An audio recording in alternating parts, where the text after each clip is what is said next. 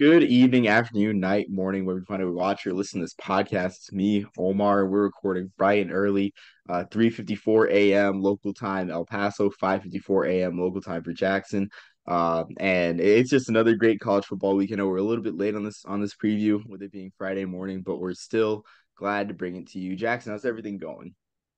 Everything's good. Everything's been good. I will say, there's no great time to do a preview, for a hardware during the week, just because we have like some solid Tuesday and Wednesday night games. So it's like, if you watch the Ball State Bowling Green thriller, that's kind of our default or go to recording night. And some of these, it's like, man, I don't want to miss these. So. I'm glad to be recording this. Hate that's coming out a little bit late, but at least we've had the privilege of watching, a few great games, including a Texas Tech win, to get one step closer to bowl eligibility. So I'm happy about that. So Yeah, exactly. So yeah, a lot of great games. I mean, you mentioned Ball State Bowling Green. The one for me was, well, coincidentally, Akron versus Kent State. I mean, I wore this for a Mac podcast that I recorded earlier. Well, not earlier today, but last night. Yeah, talk about Jeff Undercuffler, etching his name into Mac lore with just a great comeback against the Golden Flashes. But without further ado, Jackson, you want to talk about your players of the week? We each got an offensive and defensive player to showcase, and then we'll go on to our HBCU players of the week. yeah, so I will for my offensive player of the week, I'm gonna stay on brand with my unofficial catchphrase, if you can't catch, you can't play. I'm gonna go with Michael Wiley, the running back from Arizona. This is a beautiful stat line for a running back. Really what I love to see. Two rushes for 0 yards, and then five receptions for 58 yards and two receiving touchdowns. And this isn't some fluke that he had in this game. He has the most receiving yards of a running back in program history. So Michael Wiley with a heck of a performance, two very critical touchdowns, including one that was, I believe, a 40-yarder off of a beautiful over-the-shoulder wheel route.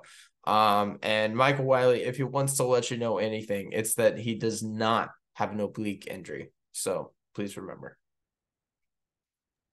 Yeah, exactly. This is a great week for running back performances catching the ball as well because for I guess for other running backs too because Blake Watson had 5 catches for 100 yards along with his usual great rushing performance for Memphis in that thrilling game against North Texas this past weekend where it just talk about having your heart ripped out if you're a North Texas fan. For me, my player of the week is Ralph Rucker of Bucknell of the Fighting Bison of Bucknell. And don't while Lafayette and Holy Cross steal the storylines in the Patriot League, even Fordham to a lesser degree, there is just plenty of parity in the Patriot League. It's not usually a two-bid league. Last year was an anomaly. Excuse me. Last year was an anomaly because Holy Cross went undefeated in the regular season, and Fordham had only one FCS loss, which again they can't take FBS losses against. They can't hold that against you when it comes to the committee for the FCS. But Bucknell is a program that's improved this year. They beat Colgate this past week by 15. Ralph Rucker set the single game Bucknell passing record, one that stood for 29 years. He had 387 yards and a great performance. And it just goes to show that in any given week, you could lose to any Patriot League team in that conference because Bucknell beat Colgate, Colgate beat Georgetown, Georgetown beat Fordham, and arguably one of the upsets of the year in Division One, FBS or FCS. So the Patriot League is shaping out to be one of the more fun conferences to watch, and that's not something that can be said every single year for that league. And Ralph Rucker just showing it, throwing the ball around, breaking the single game passing record for Bucknell. Absolutely no. You love a league of parity. It's not something that we always get at any level, but especially at the FCS level. And so, man, no, that's absolutely. I'm gonna go with my defensive player of the week to watch. Matt Salopek, the linebacker from Miami of Ohio, 14 tackles, one TFL, and one QB hurry, and a huge win to take control of the MAC East. But this is his third game in a row with double digit tackles, so he's been consistent for as of lately at least. He's definitely more of a of a pass rush linebacker than a coverage linebacker. And that's coming from, and this is a guy who has the 5th most interceptions all time for Ohio high school football. So, only guys like Luke Kuechly and, Jack Lambert are ahead of him. So, really cool that Matt Salopek has kind of changed the dynamic of his game. Right now, he's 3rd in the MAC in tackles and over 300 in his career. Just one of those like classic tackling linebackers that as the line between strong safety and outside linebacker kind of blend more and more. It's fun to see someone who just racks up the tackles and flies to the ball. And then I do want to give an honorable mention to Tysheem Johnson, the corner of Oregon. 2 interceptions in the dominant win versus Utah. The first more important than the other. The first interception was on the first play of the second quarter, and the second interception was in the early third quarter, and that was kind of, you could say, the icing on the cake or nail in the coffin to beat Utah. I'm sure we'll talk about it later, just the dominant win. No one goes into Rice-Eccles and dominates like that. I'd go as far as to say that anyone who lost there almost, deserves a pass especially earlier in the season. If you lost on the road at Utah, maybe it shouldn't be Nope. frowned upon. Next question, Jackson. Next question. But hey, Anyone. Oregon went in there and showed that they may very well be the best team in the Pac-12. So. Yeah, and I know there was that debate, which whether Washington really was the best team in the Pac-12. I know I saw one writer say that, but going to the opposite coast, I guess with my player, and I guess with my My guy talking was from point. Ohio. Which coast? Yeah, I know you're talking. I know you mentioned Utah though. So that's what I'm saying. Like, but I guess going a little bit more eastern with my player. Last week, the game everyone was watching Thursday night. Thursday night was just an amazing night for the FCS because you had Davius Richard throw for or have 7 touchdowns against South Carolina State in a game that I thought was a trap game. He really proved the naysayers like me, like who are concerned about North Carolina Central after they struggled against Morgan State. But I just think that shows how Morgan State as a team is a force to be reckoned with next year in the MEAC. And then you also had Eric O'Neill. You had Long Island versus Central Connecticut State on CBS Sports Network for the Neck at Night showcase. Eric O'Neill, I previewed him on the podcast the week of the game, saying that he was a player to watch. He was a Buck Buchanan Award candidate, and he did not disappoint. He had 11 tackles, 7 solos, 2 tackles for loss, 1 sack, 2 pass breakups, getting his hands up on the pass rush and 1 quarterback hurry for Long Island. And it was just a great back and forth game for Long Island. It was great for the program because Long Island has not had a winning season at the FCS level since they moved up and combined schools from, I think it was a CW Post and LI and Long Island University. So just a great program building win for the Sharks. And the Sharks have had a solid year competitively. They've competed greatly against other schools against Maine and the CAA. They were competitive against Baylor, only trailing by 9 at halftime, like I mentioned, only losing by 23, which you laugh, but for a Northeast Conference school to lose to a Power 5 opponent by three scores only, really impressive feat. And Eric O'Neill is the face of this program. Chris Howe has also had a solid game too for the Sharks. Or not Chris Howe. Chris Howell also had a solid game too. The player that everyone else is really watching for in that game. But Eric O'Neill continues his Buck Buchanan campaign, and he is a player to watch for sure. Absolutely. No, they were competitive against Baylor. That first half was no joke. They were either tied or Baylor was only 1 score ahead. So, that is a moral victory for a neck team to hang your hat on for the remaining year, especially if Baylor can, crawl their way to bowl eligibility. That is definitely something to hang your hat on. So, for my HBCU player of the week to watch, our player of the week from last week, I have a player that he had a good game versus North Carolina A&T, but I mostly want to mention him for his consistency throughout the year, and also as a congratulations to getting his invite to the HBCU Legacy Bowl this February. So Quanson Townsend, the inside linebacker from Hampton.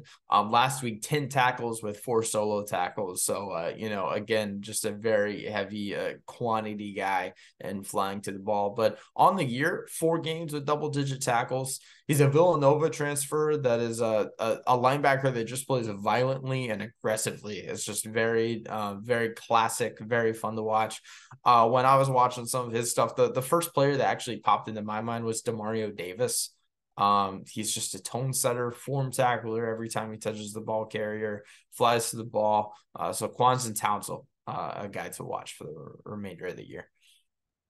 Yeah, and for A and T, and I mean, Quentin Townsend, I mean, linebacker play in the I guess in black college football is really it's been really strong for a while. I mean, you got both on the outside and the inside. You got James Houston had a strong rookie year in 2023. Was it last year he had a strong rookie year Yeah, or yeah. 2022? I Sorry, want to say 22. though linebackers are probably like the most competitive like position group among their peers at any level in college football is what I would say. Yeah, It's just just a lot it's of great a very linebacker talent. elite linebacker play. Yeah, I mean all around HBCUs.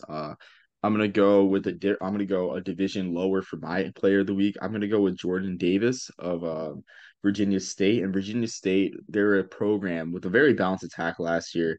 But a lot of the headlines went to Darius Hagan's great running back who played in the NFLPA Collegiate Bowl last year, who shined in the preseason for the Packers as well, scored a touchdown or two or a few. I don't really keep much preseason stats, but Jordan Davis, he led the Virginia State. I don't want Virginia Union fans to be or Virginia Union or State fans to be mad at me for the mix-up, but Virginia State beat Lincoln 75-21, and this isn't the bad Lincoln teams of the past where. I mean, who were really bad. Lincoln was 3-4 going into this game, so they weren't horrible. But Virginia State scored 75 points in that game. Jordan Davis went 13 of 20 for 272 yards and 4 touchdowns, and he added a touchdown on the ground for Virginia State. So, I mean, just a great performance on offense. Obviously, Virginia State is 8-1 with the win over Norfolk State. They look like a very strong playoff contender. The one blemish on their record is a loss to Elizabeth City State, which I think was the first loss to the Vikings in years, like a lot of years. So that was a blemish in Elizabeth City State right now. They were 1-6 going into that game against Virginia State. But they look like a playoff team, if not a playoff team that will play in the inaugural Florida Beach Bowl in Fort Lauderdale for the Division II, I guess de facto HBCU title. So this is the first that I'm hearing of that. Tell us a little bit more about that because that's something that I had missed in the headlines, I guess. Yeah, so on December, I think 14th of this year, December 14th, it's a bit early. It's before the FBS Bowls, at DRV Pink Stadium, the home of I think Inter Miami for MLS. The It's not the champions. It's not clear yet. It's the CIA, a team from the CIA and the SEAC will play in the Florida Beach Bowl. Now, from our friend Dwayne, which we talked about on the podcast earlier, it seems like teams will be afforded the opportunity to participate in both the Division II playoffs and the Florida Beach Bowl should they be eliminated early. But if either a team from either conference makes a run, then they'll go probably to the second place team in the conference or whatnot. So this But is a guaranteed if they get knocked out, they're going to be playing in this. not a Um, guarantee, okay. but a possibility if they get knocked Okay, out early. possibility they're eligible too. Okay. Yes. That's what I so this would be something that I would love to see maybe someday down the road if the 12 team college football playoff format stays in place. It sucks that you have so many teams that ended their season on a sour note. You now have 11 teams that are guaranteed to, in their game or in their season in a loss. And so it's like, hey, if we can have, maybe the 11 seed and the 7 seed conference championship, square off in like a bowl or something like that. Like I love that idea. That's actually really cool. So Yeah, exactly. I mean, it's just something that's been missing because the yeah. SWAC and the BIAC have the Celebration Bowl, so there's always something that they're trying again. They had the Pioneer Bowl at the Georgia Dome back in the day, in the 2000s. So they're trying again with this, and I think this one should work because it's at a smaller venue. It's got a TV partner, and it's got a good format too. It's got a good timing before the FBS bowls, before there's any competition really, even though it's in the middle of the week. And you know what the best thing about all this is? It's more football. Yep, More football. exactly. You can't possibly go wrong. So yeah, I love it. Exactly. So yeah, going on to our Heisman talk. Really, there really hasn't really been much movement in the Heisman talk. It's honestly been a boring race so far. I remember at this time last year, or this time in 2021, we would have been talking about Kenneth Walker's amazing performance against Michigan, which put him as a front runner because that was a really exciting race in my eyes. 2022, not so much till the end. So we're kind of in the same thing. But something I want to bring up, which I talked about beforehand, is the discussion on Jawhar Jordan for Louisville because I think Jawhar Jordan, I think he has the best. I think he has a better case than Audric Esme in terms of as a running back. If you look at his stats, he's got 824 yards for Louisville. Louisville is 7-1. The one game they lost is because Jawhar Jordan did not play because he was injured early in that game. Only had 2 carries for 8 yards against Pittsburgh, and we saw what happened. And if you look at his performance against Duke this past week, like it's clear who the offense runs by because you look at running backs like Audric Esme. Audric Esme is an amazing running back. I even saw some comparisons to Jerome Bettis, which I think is amazing and very accurate. But the Notre Dame offense can function just fine with Sam Hartman, right? And this is no disrespect to Jack Plummer, but Jawhar Jordan stole the show this past week against Duke. I mean, Plummer went 11 of 16 for 117 yards, very efficient, but definitely not groundbreaking. I mean, Jawhar Jordan ran for 163 yards, 2 touchdowns, ran for more yards than Plummer threw for, had more carries than Plummer had attempts, and Jawhar Jordan is incredibly efficient. I mean, he's got a Heisman moment in the Saturday night game against Notre Dame with a touchdown ceiling run. So I want to know your thoughts on Jawhar Jordan's case. The schedule is very lean. They have Miami, they have Kentucky. Kentucky provides a chance for a great running back duel with a sweet baby Ray Davis, who I know that man's giving you nightmares after what he did to the Gators. But that's neither here nor there.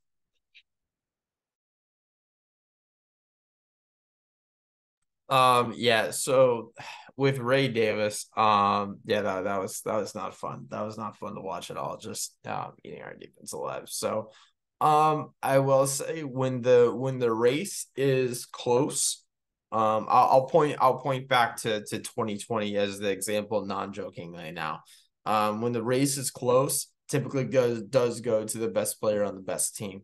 Now, whether this Michigan these Michigan allegations will get inside the head of Heisman voters, that could be a possible elimination for JJ McCarthy, or not even elimination, but just like not enough to win, even if it's enough to get into New York City. Um, I still default to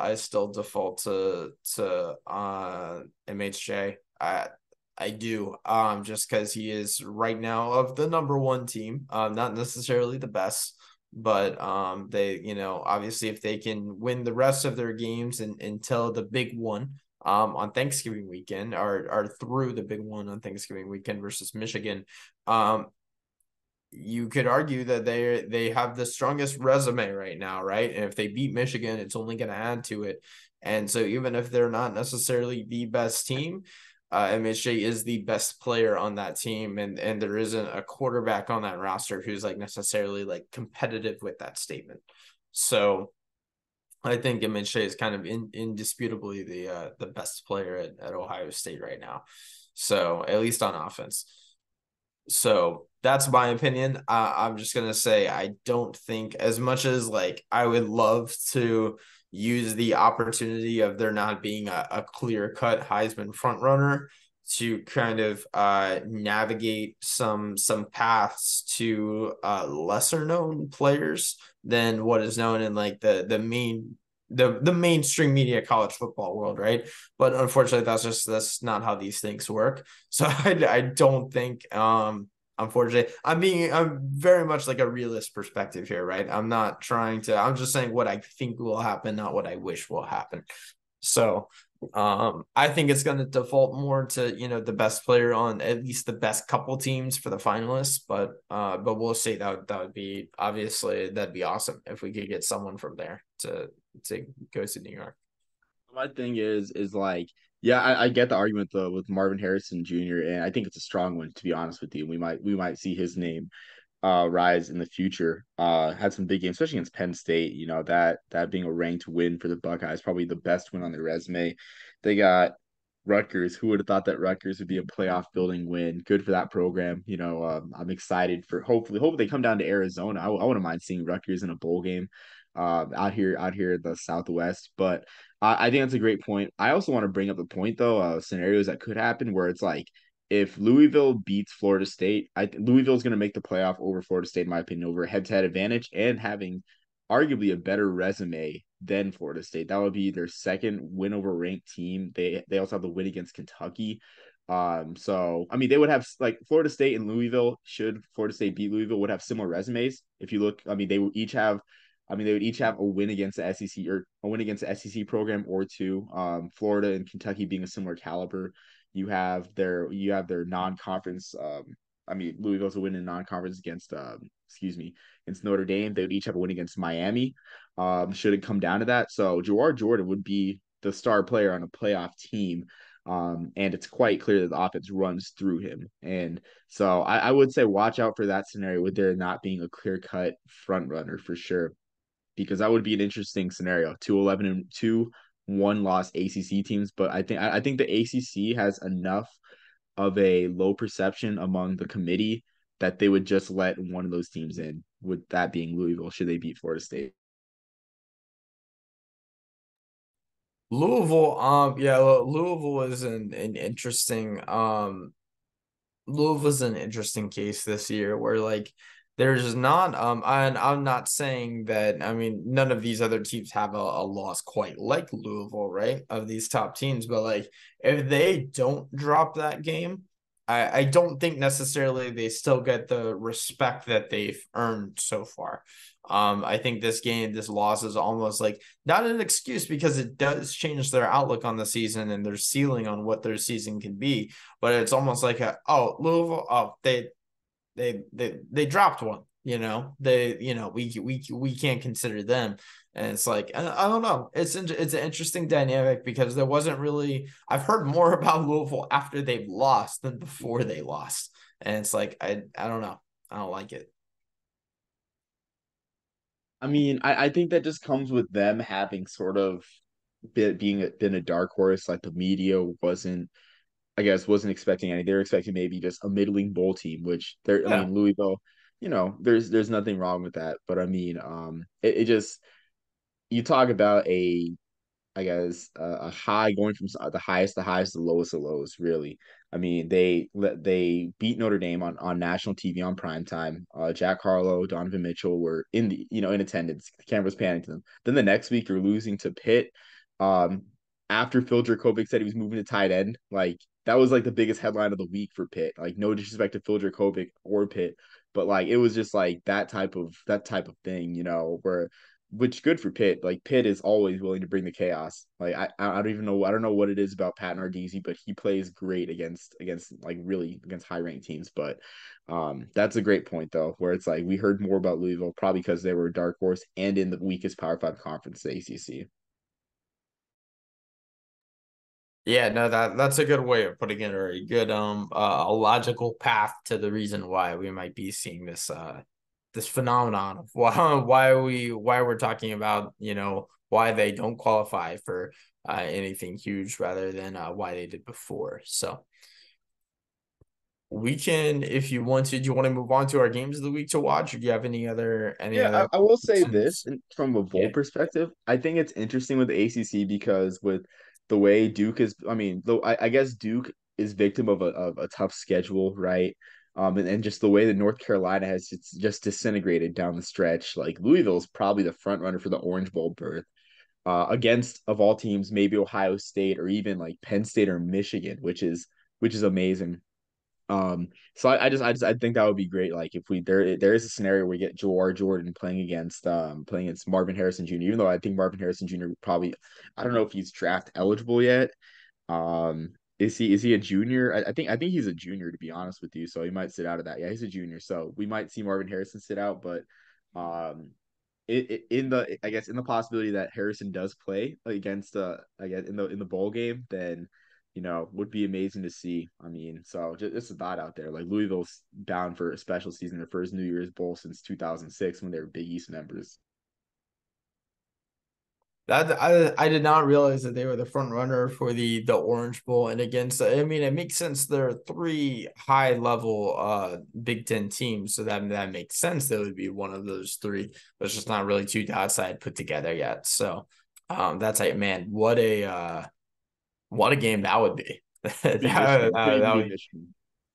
yeah man Talk about I think you talk about a game because when you use a term like when you use the term Cinderella, a Power Five team doesn't really come to mind. But it's like you talk about I think Louisville would be an underdog. would be the closest thing to a Power Five Cinderella that you could have pretty Yeah. much.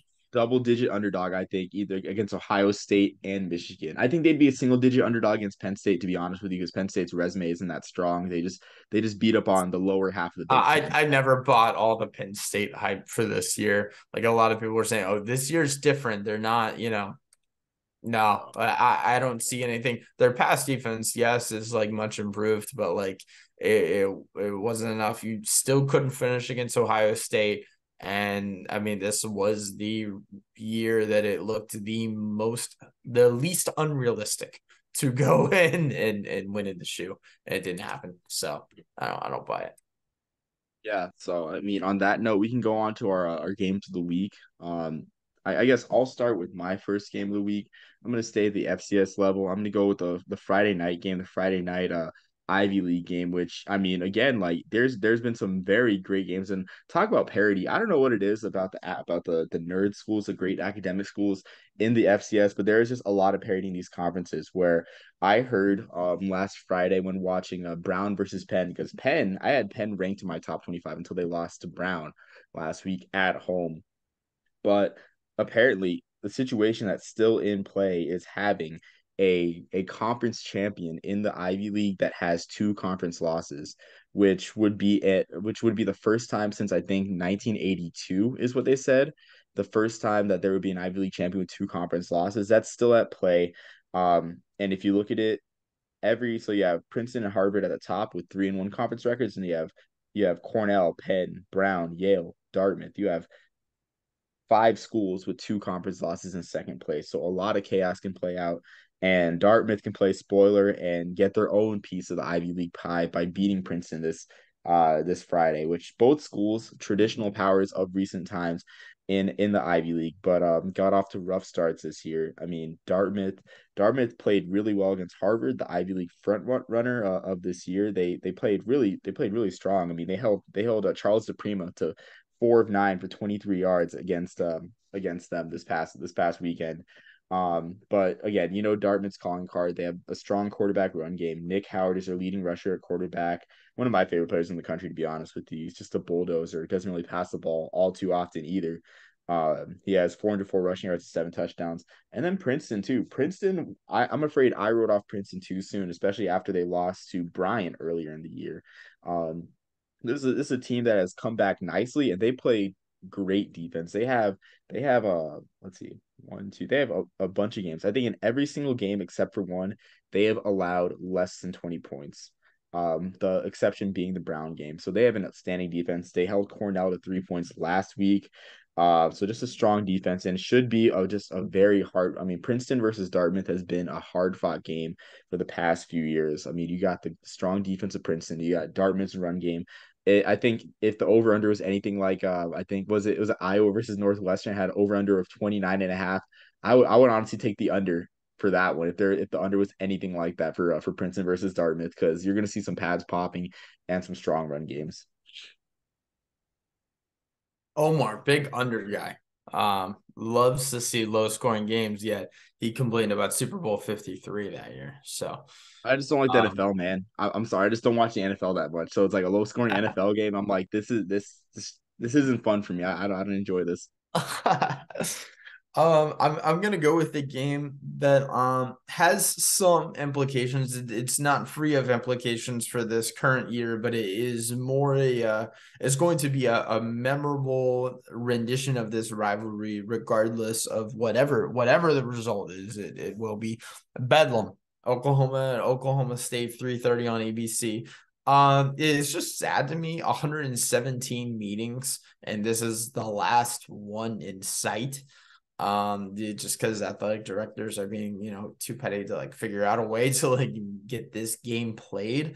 There's a lot changing in college football. I think the only like two losses that like I've had any sort of like mourning over how much it's going to change is like the loss of like the Pac-12 in its entirety, just because the history dates back, over a century for the Pac-12 and all that. And I'm not here to talk about the Pac-12. And then this game, those are really like the only two things that I've been like genuinely upset about that we could be losing. So, um, no one has had their expectations for the year be in more peaks or valleys than Oklahoma State, with a blowout loss to South Alabama, and then slowly having some, very, very solid, not only wins, but just performances too. Some showings by OU throughout the whole year. A win in possibly the final Bedlam, when wouldn't it be the most Mike Gundy thing that ever Mike Gundied? Like, it would just be so appropriate to go out in this game, because in this series Oklahoma has been dominant. I think it's something to the effect of 1990-1, I believe, as far as Oklahoma State's record in this series. But those 19 wins, man, are 19 of the most important wins in this series, and they ruined a lot of things for Oklahoma over the years. Kansas did their fair share of that last week versus OU. I think Oklahoma State has the possibility to kind of like solidify that OU has no chance in the playoff, and they're going to have to be settling for something else. So I do think in this game, as far as like very like from the perspective of today, I think we learn more about Oklahoma though than we do about Oklahoma State. And that's not a knock on Oklahoma State. It's just like your season is capped. It can only be so good when you had that loss versus South Alabama that was, just inexcusable. But for Oklahoma, a team that, a week and a half ago had extremely high hopes going in for the rest of the season and their expectations of it, and to possibly drop not one but two in a row to teams that are teams that were kind of like almost, you were taking the cap off the pen to put a W on your sheet for these. And I think it'd be fascinating. I want to see how Oklahoma handles it. So Yeah, I mean, talk about just saddest and losing rivalries. It really is a shame because I think Washington State, and Oregon State have both mentioned that they're going to continue their rivalries. But I mean, it's just a weekend too. It's just coincidentally that SMU and Rice will play for the first time since 2012, but then they won't play for a while because SMU's joining the ACC. So, excuse me, just a long weekend of a realignment killing rivalries for sure. Going on to my next game. I'm gonna stay in the FCS and go on the East Coast and talk about William and Mary versus U Albany, and talk about a must-win game for William and Mary. William and Mary was in a lot of people's, including mine's, preseason top 10, and they stuck around for a while, but there were signs that this team could be in trouble. That there were really signs that this team could be in trouble early in the year, with struggles against Charleston Southern and against other inferior teams. Like they struggled against Wofford, only winning 23-6. But William and Mary right now is 5-2. They with one FBS loss, but they're 5-2 in the resume's eyes. They lost to Towson. They had a bad loss to Towson, who is right now 3-5. They had a bad loss to Elon, who was 4-1, 4-4 right now, 4-3 in countable games. While U Albany's probably safe and they can bolster their resume because they are 6-1 right now against FCS competition, and their two losses are very forgivable against Hawaii, and they're competitive against Marshall, which is looking like less and less like a statement loss for a statement performance for U Albany. But I mean, I think this game either solidifies U Albany's playoff case or keeps William Mary's alive depending on how it goes. Players to watch are John Pius, who was I think on the Senior Bowl watch list. He has 8 sacks. He was a Buck Buchanan finalist this past year. Should exceed 10 sacks this year. Just a great pass rusher for William and Mary, and he's a junior. So still got one more year left. And then of course we got Reese Poffenbarger for U Albany, who is honestly, I think a Walter Payton dark horse right now. He should get some votes. He's got 22 touchdowns, only 6 picks, 2,172 yards so far this year. So just a great performance. And hopefully Flow Sports makes that game the game of the week that they put on YouTube. But yeah, just if you talk about big playoff implications and two teams that went in opposite directions heading into this year, where U Albany did not have much high expectations from the media this year compared to William and Mary. So definitely a game to watch in the FCS. Omar, do you ever catch up with an old friend and like, they seem to have the life you want at least. Nice house, new car. They just seem to kind of have it all. And you hang out with them for like maybe like 60 minutes or so. And then you walk away saying like that is not what I want. I don't know. I don't know if I can sign up for that. I'm gonna go with Kennesaw State at Sam Houston State.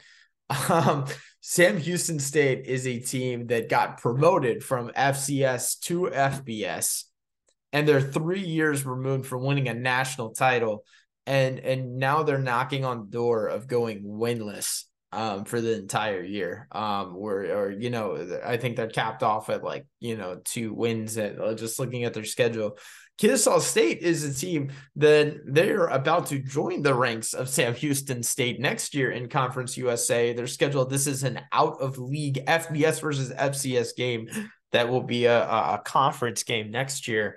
And I know Sam Houston State is coming off of a national championship. Kennesaw State is coming off of, double-digit win seasons in 3 of the last 5 years in a COVID year where they went 4-1. But they can't seem to figure it out this year. Like they're not having a good year by any means for anyone's standard. And they're about to join Conference USA alongside Sam Houston State in a much weaker state than Sam Houston State joined. So this is their chance to kind of have like a free trial of what it's like to play the bottom of the barrel of CUSA. And I'm curious to see how Kennesaw State plays, because if they can't be competitive in this one, they're in for a long it's going to feel like a long time that they're in Conference USA. So until they can build that up to be competitive. So that's my opinion. Yeah, for sure. I think so. The misconception is like Kennesaw State is kind of like not playing a lot of the starters this year, even though it's unexcusable for some of the performances they've had against lesser competition, where I think they have, excuse me, no wins against Division 1 competition this year. But yeah, it'll be an interesting look in the future. And I think a lot of people, I know you were unaware that Kennesaw State was even moving up next year. Oh yeah, Honestly, I a lot of completely people missed were. that announcement. Yeah, that came as a surprise when I did find that out a couple weeks ago. So yeah, and they have a new offense too. They're going through the same growing pains that Army and Navy are going through, switching from the triple option to a more modern scheme with the rule changes. So all that's in factor, but it'll be interesting to see how they perform against Sam Houston, and hopefully Sam Houston gets their first win because that team has just been heartbreak riddled this year. Yeah, I'm just curious to see how this is absolutely a sickos committee game. I'm just curious to see like how it plays out, how Kennesaw State performs, how Sam Houston if they can finally get a win. Um, yeah, I'm just interested in the result more than anything. Yeah, I mean, I agree. I agree with you. I mean, it should be an interesting result, and I think it will be a close game to be honest with you. But I think Sam Houston pulls it out for their first win. The fan base deserves it. going on to my last game, I'm gonna stay in the FCS. I just want to mention just the absolute like great games we have on the schedule today. Or sorry, not today. On Saturday, you got the Dakota Marker game, North Dakota State, South Dakota State. That one's always gonna be a class. You got South Dakota versus Southern Illinois. Those are two teams that will probably playoff teams. So this is probably a game for seeding for potential seeding because South Dakota only has a loss to South Dakota State. And if South Dakota goes, let's say like 10 and sorry, not 10-1, but 9-1 against FCS competition with wins over North Dakota, Southern Illinois, and North Dakota State, you could be looking at a team that gets a seed, that gets a bye and gets to host a playoff game. Same thing for Southern Illinois, a team with the FBS win. If they end up beating South Dakota and North Dakota State too, for that matter, because North Dakota State doesn't have a win over a ranked team this year yet. So North Dakota State could be playing in the first round, which is a very odd sight to see. Then you go out west, you got Sacramento State versus Montana. I mean, Montana is probably one of the hottest teams in the country, if we're being honest. They're fresh or not fresh, but they recently beat Idaho in the Kibby Dome, not an easy place to play. And then they got Sacramento State, another playoff team, a team that beat Stanford earlier this year, and with the win over Montana, can definitely cement their playoff hopes because right now, I mean, they have a few big wins, but their playoff resume is not as much of a lock as Montana is. But the game that I want to showcase is Furman versus Chattanooga. I think Furman has to be the most quiet top five team in the country in the FCS because people don't talk about the SoCon as much. I mean, it's kind of sad. I mean, the SoCon gets overlooked. It doesn't get the attention that the Missouri Valley Football Conference gets. It doesn't have the pedigree and history that I mean, it does have the history, but it doesn't have the pedigree that the CAA has. But there have been three teams that have had solid years this year: Western Carolina, Furman, Chattanooga, and even Mercer. Mercer just beat Western Carolina in a game that I mentioned last week. But Furman right now is 7-0 against FCS competition. Their lone loss is a loss to South Carolina. Chattanooga is 7-2. They have a bad loss against North Alabama, but they also almost beat Western Carolina, who was previously in the top five, in my top five, in a lot of writers' top five before losing to Mercer. I mean, this game, if Furman wins, they continue their path to a seed. If Chattanooga beats Furman, then I got to think that Chattanooga is a lock for the playoff too, especially with their two games are Furman and then Alabama. So they would end that ends their FCS competition. So with that, I mean, this is essentially their last chance realistically to show off to the committee and really make themselves a lock for the playoff because 7-3 against FCS competition with a loss to North Alabama out of the SoCon is not the strongest argument to have. So definitely a huge game for Chattanooga, and the playoff picture, the FCS playoff picture, is coming into shape more each week, and this game contributes to it. Wow, this was actually my last game of the week to watch as I well. am sorry. Wow, Fascinating. my Oh, bad. you're good. I love it. Very, very rarely do our games of the week overlap. So yeah, no, that's awesome. Yeah, I mean, you said a lot of the same stuff that I was gonna say. Furman, I believe has two conference games left, right? I believe, and Chattanooga, it's a bye, and then Alabama. Two fascinating stats that I'll say. For Chattanooga, for both of them. Chattanooga has given up 27 sacks for 155 yards on the year. So not their strongest suit, but on defense, they've only allowed 7 touchdowns on 20 red zone trips, which is phenomenal. Phenomenal red zone defense. So yeah. I don't really have too much to add. You took most of my talking points, but I love it because rarely are we talking about the same game. So that's awesome. So I thought you would have went for the Dakota Marker game, and that's we should have coordinated before. I thought you went for the Dakota Marker game or South Dakota versus Southern Illinois. I thought you would have went for one of those games because you're more of a Missouri Valley Conference fan than I am. I'm definitely more of an MVFC guy, but Missouri our MVC guy, but yeah. Um No, man. Yeah. So I mean, No, shit, and no. also Hey, it's fun. So I will be at a wedding this weekend. So I'm only going to be able to catch so many of the games. I will say, of all weeks to have a Reese Davis and Pat McAfee hosted Red Zone style broadcast. Of course, it's the week I'm missing. So it'll be fun. I am going to catch some of that. It's cool because none of our teams play in that late window.